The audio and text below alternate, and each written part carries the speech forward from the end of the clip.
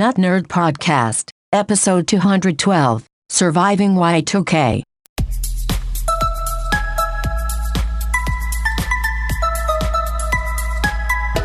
Welcome to the Notnerd Podcast. I am Nate Keith, and we are here to help you tech better. We are coming to you from last decade. Here with me, as always, Mr. Dave Baylor. It's the future. I'm in the future. I'm in the next year. This will probably be the only time in Notnerd's existence that we record in one decade and release in another decade. That's probably true. And another thing that's special, this is episode 212, which is an automatopoeia? No, a Yes. palindrome. Palindromic. It's a palindromic episode, which, Yes. that makes it even more special. Yeah, not until 222, I guess, or 232, so every 10 episodes. Yeah. But all that to say, But not over a decade, you know what I'm saying? 2020 is here. So much excitement to talk about. So this- little news. I will So tell you excitement. this. Going through my news sources in Feedly, previous pick of the week, it was like a third, maybe a fourth of the normal amount of stories for a week, of course. Christmas was last week, and so nobody was doing Everyone's anything. on vacation, hanging out with their family, which Yes. is phenomenal. Yes. I wish we did more of that. Yeah. Speaking of which, anything exciting in your Christmas world? I got $40 that my wife gave me towards the purchase of a future drone. Ooh, So nice. I now have a total of $40 saved up Hey. for that. What more do you need? Yeah. I think I saw one on Groupon for $40 that will do everything you need. Everything I need. No, it was fine. Quick holiday. No big tech items to speak of. Yeah. It was pretty low key in that area, but watched a lot of Star Wars. Nice. That's for sure. There you go. Well, yes, my pick of the week, a little teaser, is actually a Christmas gift that I received. Oh boy, I can't So wait. I will be talking about that later. But yes, Christmas is over. We're going into a new year, and I sneaked in, Dave. There is something that I tried to do once a year. And Shower. in the, well, that's every other year. Biannually showering. No, there's something I tried to do once a year, and I snuck it in last Friday night. Dave, do you have any idea what that might be? Last Friday night, you went to a movie. I did. I got in my annual movie on, what was it, December 27th. Wow, for the you year. go to so few movies. I can't believe I even guessed that. That was correct. Yes. You've only really gone to one movie this year. Yeah. That's crazy. It is. It was Cats, wasn't it? It was. I had to see it on the big screen. No, Dave, what do you think I went and saw? I think you went and saw Star Wars. I did. That is one of the ones, the franchise that will usually get me to go to the theater. So I thought we'd go through a full spoilers here. Yeah, and let's talk go through about everything. Scene by scene, since there's not a lot of news. And to give you some backstory, I'm going to start with episode 1. Yes. No. Jar Jar Binks. Yes. No, we're going to be talking more about Star Wars later. So. Oh, very cool. Yeah. So No I spoilers, though. went to the movies, was quickly reminded what 35 minutes of previews looks like. And sometimes they throw in a commercial. Yes, I think there was 2 commercials. Oh, my word. It was 35 minutes before the movie started. Yep. So, pro tip, either get an AMC All Access Pass or a Regal All Access Pass or whatever, and then you can just walk in because you're not paying for this. Yes. It's a subscription, right? You walk in, let's say the movie starts at 7, you walk in about a 7:25, you get in line, get your ticket, you walk in, they're all assigned seating now, which is great, and you sit down and the movie starts. You don't have There to you worry go. about getting there early. Yeah. There you go. And if you have the all access thing, like me and my friend Tyler do, if it is full and it's a bad seat or whatever, it's like, I'll go to the next one. I'll just. There you go. I didn't Yes. pay for it. I yet. did see a lot of great previews for movies that I probably won't see in the theater. Yeah. But yes, so I did that. A little bit of follow-up. A couple weeks ago, I picked my new automatic device, the mileage tracker. AK-40. Oh, Yes. Oh, the car related. Yes. Car-related thing that plugs into the little port under your steering wheel and tracks my mileage. Well, I got an email from them, and I thought this was really cool. There's an Autosmog app for the Oregon Department of Environmental Quality, the DEQ, where you have to take your car in, get it checked out. if you have, I don't think my car is new enough, maybe it is, but with an automatic device and this Autosmog app, you can run your DEQ test at home and you don't have to go to the DEQ. What? Yeah. It's not just to see where you're at. It actually submits it to the state. It actually officially submits it, and then you can renew your registration through the DMV. So that, my friends, is worth the price of admission there. I thought that was pretty cool. Not all states do this, but that is really handy for us Oregonians, for sure. Yes, and there's some other apps that tie in with it as well. So it's really a great little device. Check your local municipalities. Yes, and we were just talking about robocalls. I think the last 2 weeks we brought them up. There is a new law that was just passed. There are very few things in the United States that get bipartisan support. Robocalls be one of them. A new fine to raise a new law to raise the fines. I can put sentences together. Yoda was only in half of the new Star Wars. No spoilers. No spoilers. $10,000 per call under this new law.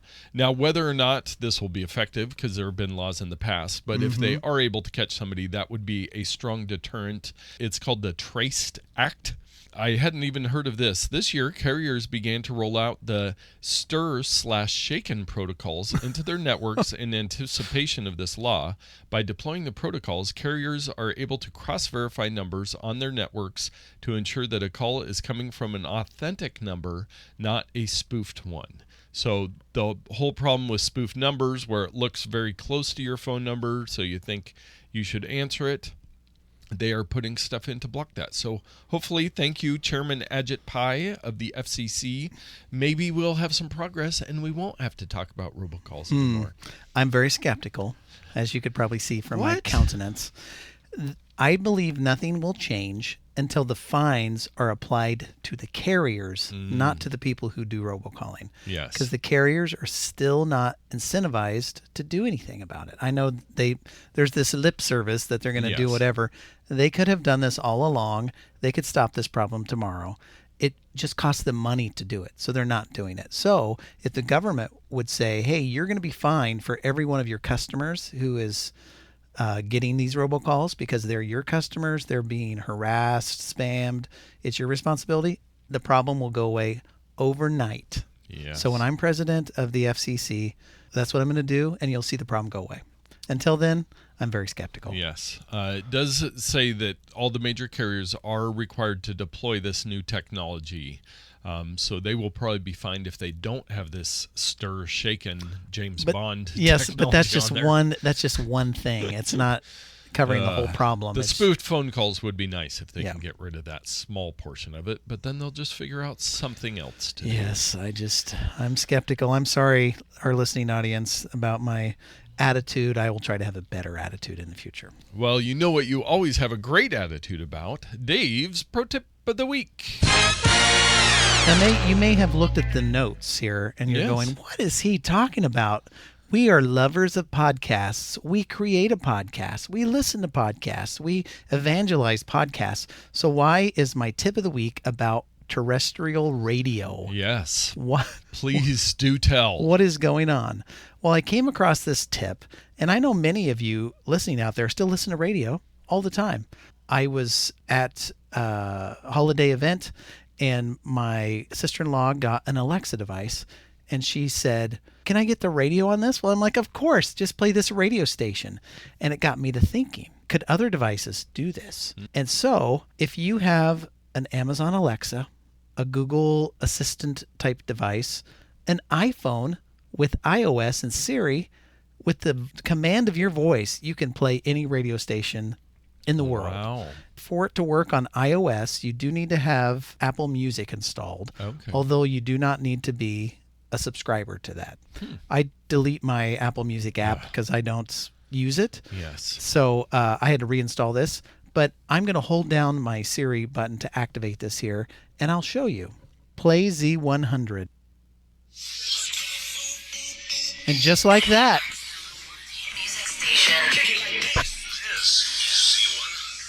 Oh. Look at that. And it'll just play on your device, and you just can either turn it off or tell your audio assistant to cancel the radio or whatever. Let's say you're in a work environment or you work from home or whatever. My wife sometimes wants to listen to the radio while she's doing emails.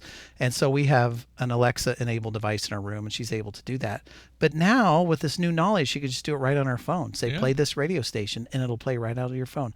Now, Nate, did you know that you could do this using Siri on your phone? I'm having some deja vu about hearing something about this. I mean, would you could never want to do this. Yeah, I think you could always go into the app, the music app, search for it, play it, or whatever. But having Siri do it, having Alexa, having the Google Assistant do it, it's just like you want to listen to any song. Yeah. Now you just replace that with play this radio station, and you can listen to all of your tunes. Wow. Yeah. Yeah. I guess people still are listening to the radio. I think a lot of people are. And hey, as a challenge, if you still listen to the radio all the time, go ahead and email us or call us or send in a message and let us know if that's something that you still use in your daily life. Yes, and why that is, as opposed to just listening to the Not Nerd podcast on repeat. So our takes of the week this week. One interesting video I found. We have talked many times about Marquez Brownlee, the MKBHD YouTube channel. He just passed 10 million subscribers on YouTube. He is one of the top tech video guys. He also has a podcast and everything else. And probably a late night show on your local network. Yes. And probably is going to be in outer space or who knows. Terrestrial radio station. Yeah, who knows what this guy does. Yes, he does a little bit of everything. One thing he's done the last couple of years is he does, or I think this was the second year, he does a smartphone camera blind test where he does this thing on Twitter and Instagram where people vote between all these cameras. I don't find that very interesting because it's very subjective. It's not very well done. I was listening to his podcast and he was talking about how he could improve it, because what they do is literally take whatever it is, 20 phones, they go out and take the exact same picture really quickly, and then they just put them, kind of do a bracket type thing. Yeah. But it doesn't give, like, I think the iPhone got knocked out in the first round. It happens all the time. It's more complicated than it sounds with this, because the photos are compressed because they're uploaded, and what are you looking for in a photo? And I mean, it's crazy. I think what it reveals more is the psychology of how people like photos. Yes. That's what he's really seeking here, is what makes people pick something. Yes. So more importantly, he just released his 2019 Smartphone Awards video, where he goes through several different categories, and he sits there in his beautiful video studio, and he has 30 or 40 phones on his table, and he goes through and talks about the different ones. For the camera, he did pick the iPhone 11 Pro. Wow. The iPhone 11 was runner-up in, I believe, the battery life category. Now, the winner, I think, of two of the categories were Asus phones, which are designed to be gaming phones, very high-powered, all the specs and everything, but I wonder what their sales are on those. I've never heard of anybody even considering an Asus phone. Yeah. But one of the ones that I was pretty surprised, and maybe I shouldn't have been by the response to it, the flop of the year, I forget what he specifically calls it, he gave that to the Pixel 4 phones. Oh, really? Yes. The Pixel 3 and the 3A were heralded as great devices, so the 4 was kind of a turd, huh? Yeah, and the Pixel 3A, which was technically was released in 2019, that did get, I believe, runner-up in one of the categories, maybe for budget phone. But the Pixel 4, everybody kind of seems to think it was a big letdown. The battery life is not good. They didn't put a wide-angle camera like a lot of people did. It just really did not live up to the hype of, hey, they made an amazing Pixel 3. The Pixel 4 is going to be even better, and it Would you say they kind of phoned it in on this time around? Yes. They phoned it in on the Pixel 4. And we were even excited about that one. Yeah. We said if you're looking for an Android phone, the Pixel 4 is probably going to be great, but it just really wasn't there. So you can go watch that video. It's like 15 minutes long, and he goes through and talks about why he picks them. He does have some, prejudices for some of the specs versus this versus that, but the iPhones did very well, which I was excited to hear about. Great. Dave, have you ever been to Tuvalu, the small nation island of Tuvalu. I am going to call you out, and I do not think that this exists. Is this something on the internet or in a movie, or is it a real place? It is a real place. It is a Pacific microstate, they call it. I believe it has a population of about 11,000. Halfway between Hawaii and Australia. Now, there's a reason why they are in the news and why they are a popular country, because way back when whoever was in charge of domain names in 1995, when they expanded past .com and they started adding more for different countries, they called up Tuvalu and said, hey, would you like yours to be .tv? Yeah, because it's an abbreviation of Tuvalu. Yes. Now, why they needed one with 11,000 people there is a mystery, but I guess they wanted to give one to every country if they needed it. And you might see domain names that end in .tv around. It's very popular for Twitch or TV shows. Yeah. Many different services. So if the Lost TV show were still going on, it might have a URL on the website as lost.tv or something. Yes, and Apple.tv takes you to the Apple TV Plus and all these different things. So they sell a ton of these domain names. They've actually farmed it out to one of the big domain sellers, but it is, I believe, the number one income for this nation. They do a little bit of fishing and agriculture, but it's a very tiny island and very far away from most things. So they make most of their money off licensing this out, and it's in the news because that license is coming up next year and they will be renegotiating. But just one of those interesting little stories. I also am a big fan of the country Djibouti in Africa that has .dj. I don't have any .dj domain names, but a couple of these countries really lucked out with their top level domains. Yeah, that's great. An interesting article that I could not make it very far in, but some of you that like to read and oral histories are very popular. There is the oral history of Y2K. Congratulations. This is the 20th anniversary of surviving Y2K. Yes, we made it. Yes. It was all the viral hysterics and techno panic, but they go through and through and through with a lot of the people that were involved. I'm a little confused because you said this is the oral history, yet there's written words on this website. Yes. How is it oral history? Well, it is written oral history. However, is it because they interviewed people and what they said? I think this would be better if it were an audio. Yes, a documentary per se. Yeah. Give me something like that. But yes, it goes through. I mean, this article is lengthy. But yeah, if you're curious to look back at Y2K and how it all played out, you can go read that. And on most devices, you can convert text into speech. So if you want to play it and listen to it, you probably can. Yes, they should put the audio out of that. Maybe they will 20 years down the road. But I did want to talk, since there is so few news. Dave, I believe we talked about this in our first show or maybe last show of the year, the previous year, just about goals, and you hear all about the New Year's resolutions and everything. But we talked about, I believe last year we mentioned there's the whole theory of the 12-week year. Yes. There's a whole system of that where you pick basically by the quarter. But I was thinking maybe just look at January, maybe even just in the day, 24 hours after you listen to this podcast, try to find something to do something, and then try to build a habit out of it that way when you see some success. Drinking. Yes.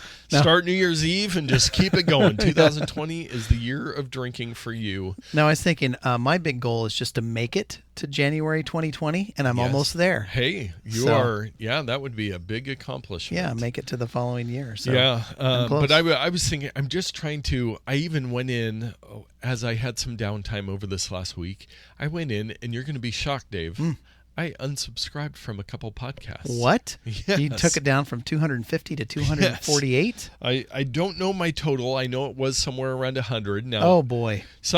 Many of them are not active. I just keep subscribed because some of them they will come back or do a special episode after a year or something. That's true. But there were several as I was going through, and there's several podcasts where there are good episodes, but I do not want to listen to every episode.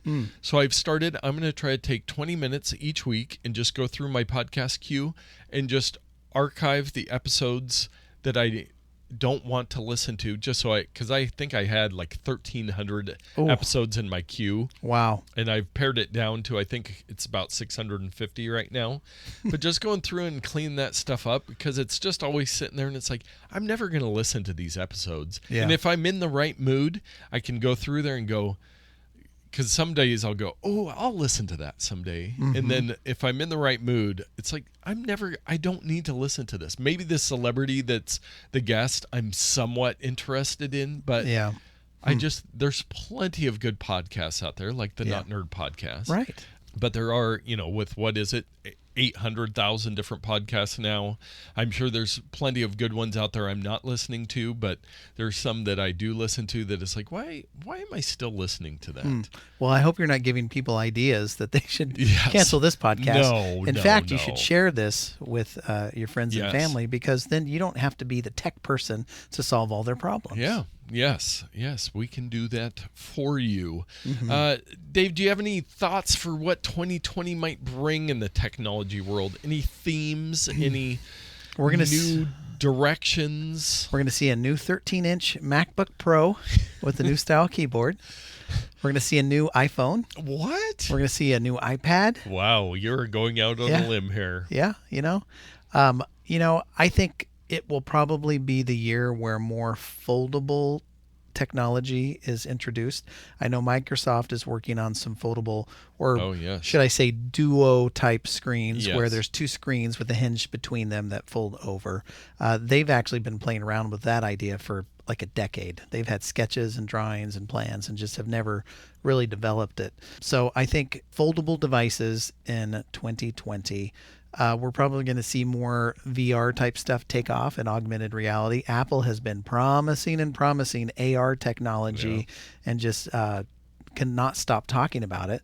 The only thing they've really done is put some applications on your phone and some development kits for developers so that they can tie into these type of things. But until we get a full set of glasses from them that you can wear on your face that can look around at the world, it's just more of a tech demo at this point. So I think we're going to see that. Of course, Facebook has their Oculus type technology that they're going to continue to expand on and make new devices. I keep trying to remember. I think it's the Quest device.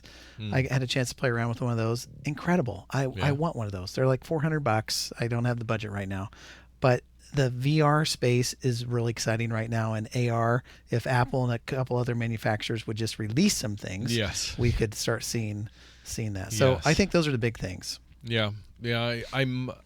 I'm hoping that we can just continue to improve technology. We're getting, besides the AR VR stuff, most other things we're in a pretty good spot on, and I hope no complaints. Hopefully we can get rid of some of the privacy issues and the security issues, and we can shrink that section of our podcast down. I'm always interested to see what kind of the next direction will be on things, and maybe we'll have a year of just making things better. We won't have to. I'm always in favor of those years where we optimize what's already there, because a lot of the stuff that comes out's pretty half-baked. We don't always have to be going 100 miles an hour to the next thing. And the problem is the tech media does need things to be going at 100 miles per hour, because that's how they get clicks and that's how people keep reading the tech news. So for them, luckily we do not depend on our tech news for income, but it's kind of the frustrating part of it is they have to create news even if it comes out of nothing, which I wish that could go away this year, but I don't see that happening. 5G, I really don't think we're going to see the super 5G this year. No, I don't think it'll be 2021 before we see any of that. before it really rolls out and it works well in phones and devices and stuff like that. I'm looking forward to it, and I hope that it's all that they say it's going to be. But remember, before the iPhone came out, they were saying it's not going to have 5G. It's doomed. The iPhone's doomed because it won't have a 5G chip in it. Yeah. It's like there's two phones out there that, and T-Mobile has their quasi new 5G service. Well, and to the point we made earlier, technology has gotten good enough to where it's last year's Gs are fine. Yes. We don't need more bigger, fatter Gs Yeah. when 4G is working just... Yes, most people are doing okay with their internet speeds. Very few people need more internet speed. Yeah. So, I would agree with that. Well, security and privacy stories. Dave, your precious Wyze had a server leak. They did, and it's a little more complicated, and from what I could follow, it seemed that an employee had mismanaged some data that leaked out. Yes. It wasn't an intrusion or a hacking or anything like that. People aren't able to log in and spy on you through your Wyze cameras or unlock your doors. It was a database of some customers' personal information that was mismanaged, not secured properly, that did leak out. And so a small subset of Wyze customers have been affected. I didn't get an email or anything like that, so I don't think that I am. But I think the story is developing. It's bad, but not as bad as some of the other things we've heard in the past. And I think if you continue to use your Wyze devices, you're not under any type of danger of being hacked or spied upon. Yes. So it looks like it was about 2.4 million users' information, where basically what happened, they have their main servers that are secure. They have some test servers, and the wrong data kind of got moved over to the test server and was exposed in a open cloud server account. And now, do they know if that stuff has been accessed or was it just exposed? That's a good question. They were able to access it. It was open for a couple weeks, and there was 24,000 users who their Alexa tokens to connect Wyze devices to Alexa devices were released. So that, I wonder if maybe that has anything to do with the issues we saw with a couple people reporting their cameras got hacked into. Well, I had to disconnect my Alexa integration and reconnect it for my stuff to work again. Yes. But once it did, it worked fine. Yeah. So interesting story. Always sad to hear when any data gets released, but hopefully Wyze learns from their mistakes, and hopefully that guy's able to maybe find another job somewhere. Maybe. TikTok, we've talked about TikTok several times. Well, the U.S. Navy has followed the U.S. Army in banning TikTok from basically telling all naval personnel that they cannot use TikTok, taking measures to block it from their networks. And there's just some concerns since it is owned by a Chinese company. And there could be, if you're in the Navy and you're sending out some TikToks that have some location information, maybe not be the best idea. Nope. If you do it from one of the naval vessels, they could easily target the location and know all the troop movements. So it's just not something that they really like to do. Our bonus odd take of the week. This is just a fun little one. I will link to it in the show notes. Apple has put out some new Slofie videos. Now, Slofies was one of their big things on the new iPhone 11, that you could do slow motion videos with the selfie camera. I have not used it once. Maybe I should. They could be fun. You can get better slow motion video out of the rear camera, so if you can set that up and do it that way. But some very creative little videos where it kind of shows these people doing their Slofie videos and then kind of showing the behind the scenes of, it's almost kind of making fun of the influencers of, hey, I'm doing this really cool thing, and it's like, oh, no, I've just got a sprinkler on me to make it look like it's raining, and all the work that some of these influencers go through to make their videos. So Apple, their YouTube channel, they do some great videos. That snowball commercial that they did, the snowball fight. which is their big one right now. It has been everywhere. I cannot escape that commercial, but all shot on iPhone. And of course, they were using mini rigs and processing after and all kinds of stuff. But another very cool video from Apple. So you can check those out. You can also check out our picks of the week. So I told you earlier we're going to get back to Star Wars. Yes, because everything is Star Wars. It's a Star Wars world, and we're just living in it. Back several years ago, I remember fondly playing a Lego Star Wars game with my kids on my Xbox 360. Oh. I think it was Lego Star Wars, the complete collection we had for the Xbox 360, and it was episodes 1 through 6, not the new ones or whatever.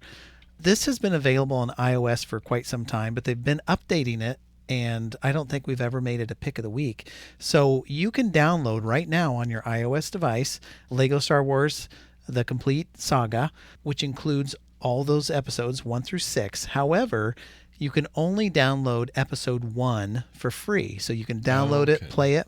The touch controls are fine. I played through the entire episode 1 in one sitting a couple days ago, but it's so much better if you have a controller. It's indistinguishable from playing on a console if you have a controller on your iPad. It is the same game, same buttons, same everything. And I had a great time. Now, if you want to unlock episodes 2 through 6, which cover the rest of the prequels and original movies, it's $6.99. But you also have the option of purchasing individual episodes, sagas, for like $1 or $1.99. I would recommend just unlocking the whole game. And before you say, what? $6.99 for an iOS game? Remember, this was a $30 or $40 premium game several years ago on consoles, and you're getting it for a few dollars. It is hard to beat the value that you get with iOS gaming. You can find similar games on the Nintendo Switch, or the exact same game on the Nintendo Switch that's available for the iOS, and it'll be like $1.99 on iOS and $19.99 on the Switch, or $34.99. Just the incredible value of gaming on your iPad or your iPhone is huge. So you probably have not spent a lot of money on games this year. So if you want the nostalgia factor, if you want great gameplay, if you're force sensitive to all the Star Wars movies and memorabilia and products that are out there right now since the new movie came out a few weeks ago, then this might be a time to pick up the complete saga and just play through all 6 episodes. It's a load of fun. Nice. Very cool. I'm downloading it as we speak. I have only played the Lego Batman that came with my Xbox 360 a decade ago. And I played through most of that, really enjoyed it. They're just fun games. They're fun. And then when it's tied to the story, plus it's Lego, it's just all the goodness. And it's almost like watching the episode, because they hit all the major plot points. And you kind of relive the movie by going through. They're very simple and a lot of fun. Very nice. Well, as I teased before, my pick of the week is actually a Christmas gift that I received from my parents. Now, as we've mentioned on the show before, I always have my sparkling water du jour with me during the show, LaCroix. There's many different brands now. Well, one of the things I've been flirting with for a long time, had it on my Amazon wish list for quite a while, a SodaStream machine. Oh my, yes. And so I had heard people talk about them, and I wanted one, and I didn't really look into them that much. I'm just like, you go with a SodaStream.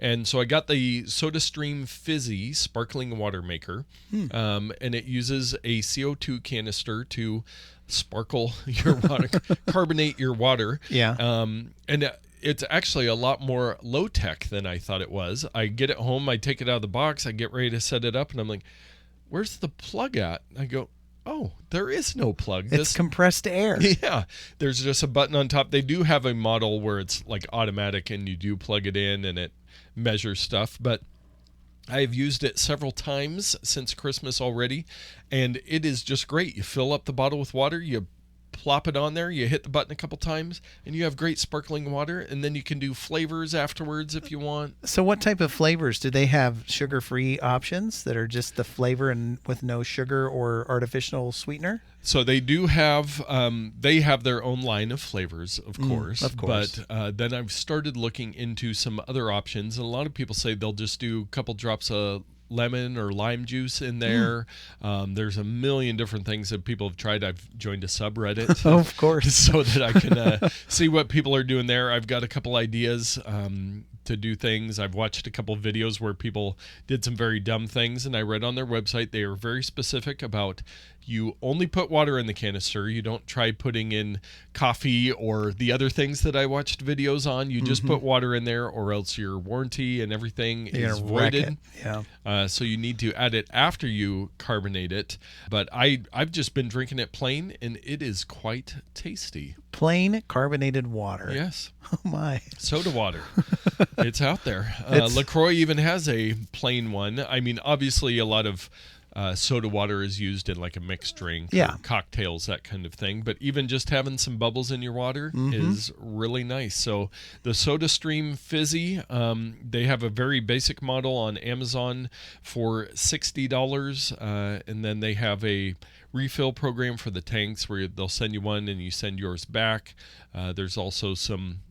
Reddit will tell you there's some other ways that you can get them refilled. And so what does the canister cost to refill typically? So they were looks like with their refill program, if you send yours back, it's $15, and they send you a label to do. But I think it makes like 60 liters of sparkling water. That's quite a bit. Yeah. So I remember about a year ago, I looked up, is it worth it to go SodaStream versus buying LaCroix? And it's like, well, if you drink enough of it, it sure is. Yeah. And my wife and I drink a ton of it. So well, and if you drink soda and you get the syrup, then a 2 liter is typically like from $1.25 to $2 for a 2 liter.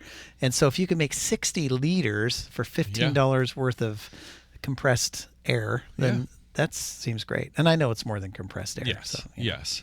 But it is delicious. So it is a lot more low-tech than I thought it was, but it is some great technology that the SodaStream people have put together. My wife and I have a dream. One day when we make it big, we are going to have a soda fountain in our house. Oh, yes. So maybe we don't have to wait. We can buy one of these. Yes, and then you can do it yourself. Technology these days. Well, our Ramazon pick of the week. We love it when you guys use our links to shop on Amazon, and we get a little affiliate fee. We look through the anonymous reports and see what you guys are buying. This one I am mystified by. I would love to hear the story about who this went to, who bought it, what is going on. This is the Dancing Bear Authentic Extra Large Massive 35 to 60 grams Meteorite Bonus Treasure Chest Box Display Case Velvet Pouch Education Card and Certificate of Authenticity Campo del Cielo Argentina brand. Wow, so this sounds like someone bought a piece of an Argentinian meteor. Yes, they did. Wow. I did not know this was something you'd be able to buy on Amazon. The Dancing Bear Authentic at the beginning kind of threw me off. I thought it was some sort of dancing bear. What's that have to do with anything? I do not know. That must be a well-known brand in the meteorite world that authenticates them, maybe. So it's a very shiny piece. Dave, I'll show you. Oh, wow. And it does come with the box. There was a box in the description. Yeah, a little treasure box. That's not a piece of it. Shows you some different, very shiny. It looks like they polish it up. There's the different variations of the cool little treasure chest that comes with it, and a little authentication sheet that comes with it as well. I'm skeptical. Why am I so skeptical about everything? You just are. You just are. It's got 4.5 stars on 139 ratings, so it looks pretty good. The fake spot rating is way out of date, so I'm not sure if I can recommend that. But Dave, what would you pay if you were buying somebody a piece of a meteor? Well, just to recap on the names of meteors, meteorites, meteoroids, when it's in space, it's a meteoroid. When it's traveling through the atmosphere, it's a meteor. And when it hits the ground, it's a meteorite. It's a mineral. So, and when it's a video game, it's Metroid. Right? What? Oh. Maybe. We'd have to look into that. Don't hold us to that one. I might have to look on Wikipedia for that one. But as I was saying, the price that I would pay for such a gem, if it is a true meteorite that came from outer space, how big's the piece? Like the size 35 to 60 grams.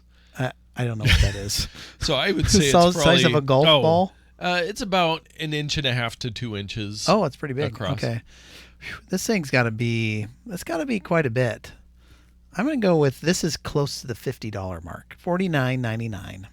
Well, buy now because it is only $35.95. Okay. Is it on sale or is that the regular price? It looks like, according to Camel, previous pick of the week, $37 was the starting price, and now it's down to $35.95. Dancing Bear Rock and Mineral Collection Activity Kit. So it sounds like Dancing Bear is a major name in the rock, mineral, and meteorite world. I'm going to see if there's any related things. I would think, as you were thinking, this has got to be somewhat valuable because it's a limited resource, very limited. We don't have a lot of meteorites hanging out. Yeah, but maybe there was an area there that is ripe with meteorites. Yes, a big pile of them coming out of Argentina, was it? Very interesting. We'd love to hear the story if that was you that purchased that. We'd love to know more about that. Assembled in the USA by our dedicated team in Eugene, Oregon. What? Road trip. Let's Great. go. Let's Pause do the it. podcast. We'll be right back after we go visit. Apparently, maybe Dancing Bear is right here. And we'll stop Oregon. off in Kaiser at the In-N-Out. Oh, yes. I need to get back down there. Well, I think we should wrap this episode up. Welcome to 2020. We are excited to continue the Notnerd podcast into another year. There's always more technology to talk about, and we will be bringing it to you. Now, get out there and tech better.